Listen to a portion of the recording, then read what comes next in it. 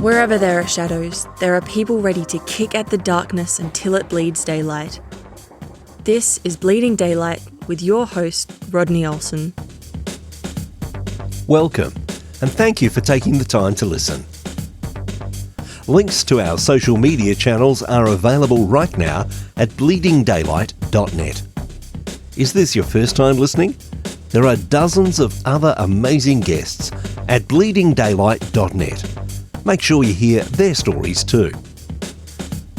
Can we choose joy, or is it something that just happens? Is there a place for joy in the midst of heartbreak? Today's guest is helping others to chart a course through times of grief and struggle.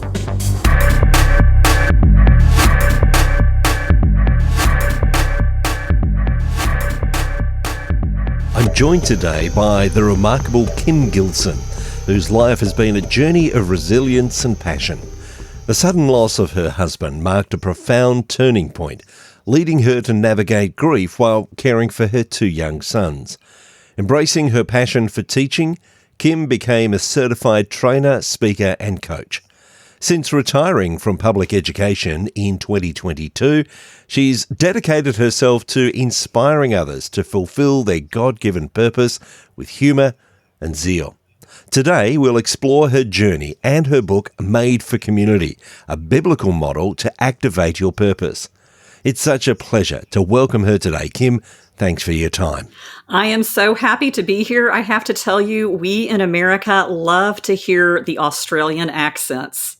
I know that you feel that you were born to be a teacher. Tell me how that played out in your earliest years. When I was a child, my brother and sister were 10 and 12 years older than me, which meant that I had a lot of time at home by myself. I kind of had the best of both worlds. In some ways, I was an only child, but I had these older siblings that I loved dearly, and I was pretty good at entertaining myself. I would go to school during the day and learn things, and then I would go home at night and line up my stuffed animals and teach them. And I had a little white wooden desk that had belonged to my sister, and I would sit there and grade papers, and I would have parent-teacher conferences with my stuffed animals.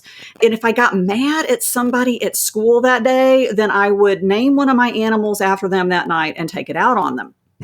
And then I had a chalkboard in my room, and I was so excited when I had extra money, I would go buy office supplies. So it was always, I think, in my blood. And it's interesting because neither of my parents are educators. So there was this feeling from very early on that this is what you wanted to do. And sometimes we play at things in our earliest years, and that's got nothing to do with where life ends up for us. But for you, it was that lifelong passion, and it continued to be. How did it play itself out as the years went on? Well, for a while, I actually thought I wanted to be an author, and that never really materialized or anything. But when I got into high school, I was really passionate about playing my clarinet, and I was in the marching band. Our high school in Texas had one of the best marching bands at the time. And I don't know if you're aware of this or not, but high school football is king in Texas, which means the marching bands that play at their halftime shows are a very, very big deal. I just fell in love with music and band, and I decided I wanted to be a band director. So I went to college and got my bachelor's in music education. And I did. I taught band. I actually went back to my old high school and taught there. And that's a great career, but it's a lot of outside hours. And after I had my first child, I realized the schedule does not work with being a mom. So I became a math teacher and taught algebra. I did that for a while and had an opportunity early in the days of distance learning. Before learning from the internet, they would connect people through satellite video. And so you could have people in remote locations connected through video, and you could stay in your own town and get a master's degree. Having the ability to do that made a master's degree accessible to me, and the degree they offered was in administration, so like being a principal. I really just wanted to get the master's degree. I didn't really want to use it, but God kind of got me into that. I was a high school assistant principal for 5 years, and then I went to central office for 5 years. One day, the phone rang, and this woman from a regional education service center called and said, "Hey, my job is open. Do you want it?" It was my dream job, but it was on the other side of Dallas, so a really big commute. And I told my husband about it, and he said, "Oh, this job is perfect for you. I don't care about the commute. I don't care about the money. You need to take this job." So on July 1st, 2014, I started my new job, had a 3-hour a day commute. And on July 2nd, my husband died of a blood clot, my second day on this new job. So it was an interesting journey to that point. Were there any warning signs up to that point that there was any issue? We know that blood clots can act very quickly and there may not be warning signs. Was there any indication at all? That is such a great question. He was a bodybuilder. He had the body of a Greek god. I mean, his biceps were 18 inches, and he had a background in physiology. He was doing a lot of driving with his job, which we know can lead to blood clots. And he kept complaining of a Charlie horse in his leg. Just kind of a knot, could be from dehydration or whatever, in my leg. And because of his background in physiology, if he said he had a Charlie horse, he had a Charlie horse. Well, it was actually a deep vein thrombosis, a DVT that broke free from his leg. Those take you out pretty quickly. Whenever we lose someone, there's always such a series of things that we go through in the process of grief. And there's always those what if questions, those questions in the back of the mind, if we had only done this or only done that. How much did those things play on your mind?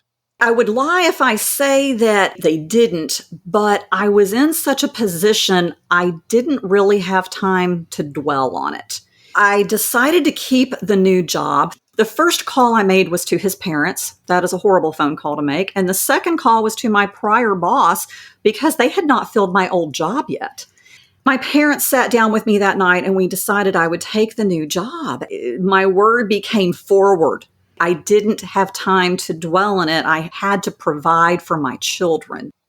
I was able to look back over the previous year and I could point to things God had led us to and through to prepare us for this. I could see his hand and his preparation. And as much as I didn't like it, as bad as it hurt, I knew that we were in God's hands and his care. And the night my husband died, I laid in bed with my boys, and my younger son said, "The God of the universe is going to take care of us, Mom. We're going to be okay." I had to pick that. I had to pick surviving and thriving for my kids. You're left in a place where there's not only your own grief that you're having to work through and process, but for your boys as well. Tell me about that tension. I mean, great that one of your sons automatically says, "Hey, God's going to look after this." But what was it like for you trying to manage your own grief whilst helping your sons process their grief? Yeah, that was seriously a juggling act. We were about in the middle of summer vacation. My children were 13 and 15 at the time. The 15-year-old was just learning to drive and had marching band starting August 1st. That kept him busy. He was with friends. He had activities. He was tired at the end of the day. My other son had a really long summer. He was in junior high school. He didn't have some of those things. They were kind of in two different places that way. My parents stepped in. I have a phenomenal family support system. The immediacy was trying to keep them busy. I broke every rule, okay? They say don't make any major changes, right after you lose somebody. But we had a really large house that was not easy to get to from town. Neither one had their driver's license yet. And so I put the house on the market. By the end of August, I sold a house, bought a house, and moved. And the boys were very much in favor of that. They wanted a new house. They wanted that fresh start. And then the new house, their bedrooms were very near mine. We were all on the same side of the house, and that gave them comfort. Over the course of time, I went through grief share, as did one of my sons. It is a phenomenal Christian, non-denominational grief recovery program. I can't say enough good things about it. Two of us went through that. I offered counseling. One of them took up the counseling. That has been on the table ever since. We're 10 years into this. I'm sure that I made mistakes, but we gave each other grace. Anytime anybody screwed up, we didn't hold grudges. We gave each other grace and space to be mad, to cry, to be sad.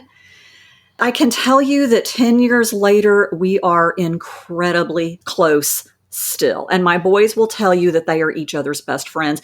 And I recently got remarried back in March. And my younger son gave the most beautiful speech. He talked about how he didn't appreciate until recently, looking back, what I went through for them and how hard it was for me and all that I did to provide for them, to give them the lives they have today. And there was not a dry eye in the house. And the other son gets up to the microphone and we're all thinking, I can't handle any more of this. I'm gonna be a puddle of ooze. And the other son picks up the microphone and says, Dawn, thank you for taking our mother antique shopping so we don't have to. And the entire room burst into laughter. And it was just such a testament to their resilience and the fight for joy that we picked. We were committed to coming out on the other side of this as whole, good, joyful people. That was one of my proudest parenting moments ever. I just want to pick up on something you said, that you made mistakes along the way in the process of grieving and of how you worked that out with your sons.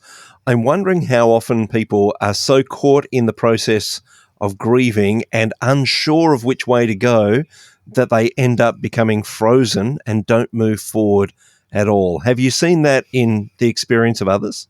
I certainly know it is something, and you do see it, and it's very, very sad. And I think it's hard to get somebody to see that in themselves. I think group grief recovery is so very important because that is one night a week you get to take the mask off and be you. And you don't have to pretend for anybody. And you can be with other people that are in your boat. It gives you a sense of community that I'm not alone in this. And you can see people at different stages in their grief. And it shows you different models that you can follow, different actions that you can take. It's one thing to go through the process of grief and then come out to be okay, but you actively wanted to reclaim your joy. Tell me about that journey. So the night I laid in bed with my boys, so many thoughts are going through your head. I was 43 at the time. I've had a good life. My husband always said he was going to die young. I found out at his memorial service from kids he grew up with that when they were kids, he said, yeah, I'm going to die at a young age. I, on the other hand, fully intend to be here until at least 100. I've got really good genes in my family. I laid there in bed that night and I thought, I don't know how people carry this intense pain the rest of their life. I mean, I could have another 60 years. I can't carry this intensity, this rawness for 60 years. And I've had 43 really good years, which is 43 more than a lot of people have, but I don't know how to live unhappy. And I don't want to be unhappy the rest of my life. The second part of that was, I don't want my boys to say this was the last good day they ever had. From here on out, my life was over. I don't want them to spiral downward. I don't want them to be a statistic. And so I laid there that night and I vowed, we will fight for joy. I will do whatever it takes because I want them to have joyful lives. And if they're going to have joyful lives, number one, I have to show them it's okay. Being sad the rest of your life is not going to bring your daddy back. And it's not going to change anything. And number two, I had to show them how. And I remember it was like I saw this really dark tunnel in front of me. But if I squinted really hard at the end of that long, dark tunnel, I could see this tiny, tiny flicker of light.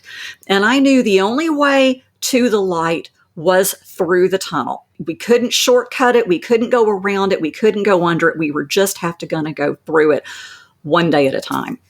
There are people that just try and push down the emotions and they push them to one side. And I fear that they go after moments of happiness rather than going through it and finding what you're describing, which is joy. Tell me about the difference between those. Yeah, so the happiness is circumstantial. And those are great things. I love to go to Disney World. I love to go to live concerts. I'll tell you, when I was a little girl, we would go camping on the weekend. I would have such a good time that on Sunday, I would wake up sad and I would cry all the way home because the trip was over. Temporary circumstances made me very happy. The joy behind those trips was the love of my parents and my brother and my sister, and that stayed with you. You really have to look at the things that matter and the things that last and the things that stay. My church family was incredibly important in all of this. And I'm not going to lie to you, we certainly enjoyed happy occasions. Many of those were bittersweet. There was a family wedding 10 days after the death of my husband in the church where we got married. You don't want what's just happened to you to dampen that experience. And so I played the role of me. And I did that many times. I've got to go play the role of me for this particular circumstance. But when you find joy, it doesn't go away. When the party is over and the balloons have been popped, there is still something inside of you that looks forward to tomorrow. I love that idea that you say, I had to play the part of me. Can you help me unpack that idea of sometimes when we have to play the part of me, it might seem to some people like we're just faking it, and yet we're actually trying to use that muscle memory of, hey, let's get back into how things should be. There is a danger that it can be just acting, but on the other hand, I'm sure that it is a way to actually get back to some sort of normal and to reclaim joy. It is. And I will say this, it is a necessary survival mechanism at times. You don't want to be fake all the time. Nobody wants to be around somebody who is crying and moaning all the time either, And so there are social situations where you do kind of have to put on your happy face for the sake of other people, because it's not all about you. I certainly came through what I call my survival season with some very selfish habits, but there's times that you have to realize, this is somebody's birthday party. They deserve to have a good time. Let me go set aside the sadness that I'm feeling right now. Let me look for some things to be happy and joyful about in this circumstance. But you just have to be careful that that is not your norm, that you give yourself the space and grace to be real and to own all the feelings that you're feeling. Grief is such a layering process. We can't handle all of the grief at once. And so I believe that God exposes us to a little bit at a time. And as you process one layer of grief, you might kind of reach a landing place for a little bit. And then another thing comes along. Okay, well, now I've got to deal with this layer. And so there's very much an ebb and flow, and sometimes are easier and sometimes are much harder. We've already discussed the fact that teaching is in every fibre of your being. So naturally, as difficult as this season may be, I know that you wanted to then teach others how to go through it. So what came next as far as learning better ways to actually teach this to others? Let's go back to God's plan and God's goodness. In our education system, kids take these tests every year, and then they get all this data, and there's these accountability systems where the data is used to rate schools. I was really good at it. The job that I had was serving like 125 school districts where I would teach and support this complex system that was very boring, that nobody liked. Nobody wanted to go to a training on the state assessment and accountability system. but I found out I was really good at it. So I was teaching adults, building presentations and building trainings and making people laugh in the process. And after a few years of that, I went, I want to do this for something that matters. I want to do this for the kingdom. I want to use my skills to teach people. So in 2019, I became a certified Zig Ziglar trainer and coach. And then COVID happened, right? And at that point, I had left the commute for a job closer to home. And I was the chief academic officer, which is, this really big fancy title of a school district. And the whole, let's figure out how to learn online. Yeah, guess who got to lead that effort? Everything was sidelined. I mean, as so many people's dreams were. By the end of 2021, I had it. I felt like God can help me do hard things. I can do hard things. I can do all things through Christ who strengthens me, but this is killing me. Like, I've had 7 years of doing hard things. This job is killing me. I was afraid I was going to have a heart attack on the job. I had a dream one night and I woke up and I said, okay, God's given me the release. I can say enough. And I retired from public education. I wasn't ready to go teach yet. I wasn't ready to really pick up the dream. I just wanted to coast. That's all I wanted to do. I got a job less than a mile from my house as the curriculum director of a Christian daycare. You talk about a great retirement gig. Tomorrow is Noah's Ark Day, and we're having a parade, and I have a shark onesie I'm going to wear, and I'm going to go circle around all the kids when they get Noah's Ark tomorrow. I can't wait. I had been retired about 3 weeks, and I go to church one day and I just kind of have this experience, this insight. It turned into a sermon that turned into a book. And I'm like, okay, this is it. This is what God sent me here to do. I've had those skills. I had that opportunity. I got to develop it in the job. And then it was, how do I do this for the kingdom? The grief is a part of my story. It is a part of who I am. I can't teach anything without that context, but I don't want grief to be my legacy. I don't want that to be the only thing I can talk about. And so everything that I teach now that's in there, because it's such a part of me, I don't want to be limited to that story. You came to write your book, Made for Community, a biblical model to activate your purpose. Tell me a little bit more about that. Explain the premise of the book for me. I told you that after I retired, I just wanted to coast. Well, one Sunday morning, I decided I would go to our ladies' 9 a.m. Bible study before church started. And I was so excited, and I could not wait. Are we going to talk about Paul? Are we going to do a gospel? Are we going to do David? What are we going to talk about? And I get in there and they're discussing a social issue that had come up, but I didn't understand why we were making a deal out of it. I didn't see the big deal. I didn't agree with their viewpoint on it. And I kind of had this mini panic attack. One of these things does not belong here, and it's me. I'm not as good of a Christian. Clearly, there is something wrong with me, and I don't belong in this group. And so I'm not kidding. I go to bend over to get my things to leave, and I hear this voice say, "You sit right there. You were created in my image, and my image is too great and too vast for any one person to represent all of me. You sit right there and contribute your part." And that is where the book was born. You see, we are designed to be the body of Christ and to exist in community. And where is the enemy going to attack? If that's our design, he's going to come after that, and he's going to isolate and divide us. In America, our U.S. Surgeon General has declared loneliness an epidemic. The World Health Organization is saying this is a huge health crisis. And I was doing a little bit of studying, and it appears that Australia is also experiencing this crisis of loneliness. So I think we need to come back and have a reset on how we view community.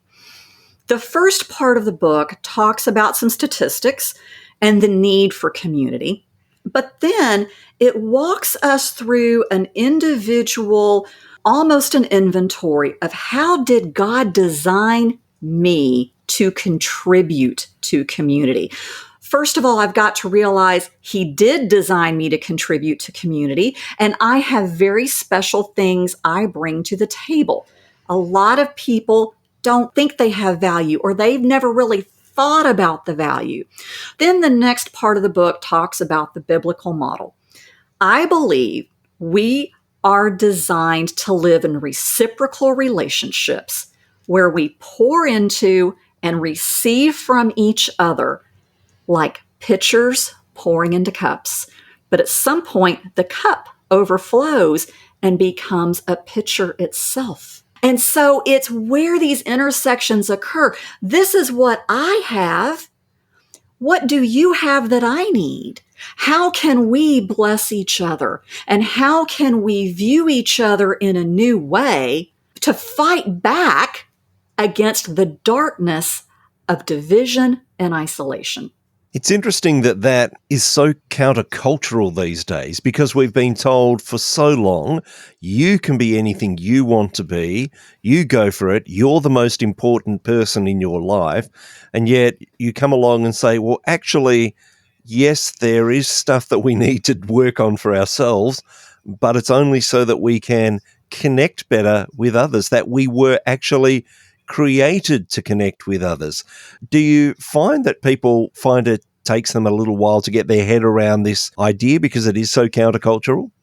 Yes, definitely. The day that I got the idea for the book, I went to one of the leaders at church. I'm on the preaching team there, and I said, hey, I got a message. Well, it went from a sermon, but then it turned into a class. We had a session, and it was Easter week. So Resurrection Sunday had happened, and this was Wednesday night, and we did a session called The Lies We Believe. And it's the things that we believe about ourselves that go against God's word. Just Sunday, we were singing, hallelujah, Jesus died for us. We're going to spend eternity with him. And now Wednesday, it's like, nobody likes me. I'm not good enough. I've got imposter syndrome. And so, yeah, people really have to identify the lies they believe about themselves and then the lies they believe about other people, and recognize we all want to hear the words, well done, good and faithful servant. If you believe that God has purposes for your life, it's a light bulb moment when you realize I can't achieve his purposes for my life unless I am helping other people achieve his purposes for their lives. It's an amazing interdependence that we're called into. And we even see in the Trinity that there's this interdependence, there's this community there that we so often lose in our day-to-day walk. So as you've written this book, as you've shared this message, what sort of response have you had when people have finally thought, aha, I get this now? 2 people initially whose feedback meant so much to me. Well, let me say 3 people. One of them I talk about in the book. My spiritual gifts are exhorter and teacher. Hers is prophet. She's the black and white. She's all about righteousness. And together we just have the coolest friendship. She was a huge encourager, but I know the book spoke to her. And so because she's so very different from me, that meant a lot to me. But then my mother is one of the most godly women I have ever known. One of the sweetest women. When I was in high school, everybody wanted my mom to be their mom. She is 85 years old and still just doing great. And she said my book made her rethink things about herself. And I went, if I can make my mother love herself more, it's all worth it. If nobody else ever read the book, that one thing would be worth it. And then I had another very special family member. It's actually my late husband's mother. She's still my mother-in-law. She talked to me about the chapter on forgiveness. She talked about specific examples and how it really made her rethink forgiveness. When you can bless people that you love that much, that means more than any Amazon review you could ever get. Who do you really feel is the best audience for this book? There is an age range of people, and I think COVID did such a number on the social lives of the people who are maybe in that 18 to 25, 27, kind of that age in there. They were in maybe their high school or their college years when they should have been making those really deep, lifelong friendships and connections and finding interest to connect them to people, and they were sent home in isolation and they weren't allowed to develop that. And so now they're out there going, we're lonely. We don't know how to meet people. We don't know what to do. This is a group of people I would really love to see embrace this, because I think they just got the shortest end of the COVID stick when it came to socialization. So there is certainly that demographic, those young people that didn't get the opportunity right at that crucial moment in their lives to connect with people. But as you say, there are people that are into their 80s that are actually saying, this is helping me go forward in life. So I imagine there's a wide range of people that will really benefit from reading the book. Well, I certainly hope so. One of the big things, like with my mom, I want them to greater appreciate the way God designed them and to strengthen the vertical relationship they have with God, and then let that flow into their horizontal relationships. Kim, I'm sure it's going to be a book that will bring light and life to many people's lives. I'm going to put links in the show notes at bleedingdaylight.net so that people can get hold of the book, also pointing to your website so people can connect with you there. But I just want to say thank you so much for sharing some of your journey today on Bleeding Daylight. It has been an honor, and again, it is just always a blessing to hear those beautiful Australian accents. Thank you for listening to Bleeding Daylight. Please help us to shine more light into the darkness by sharing this episode with others. For further details and more episodes, please visit bleedingdaylight.net.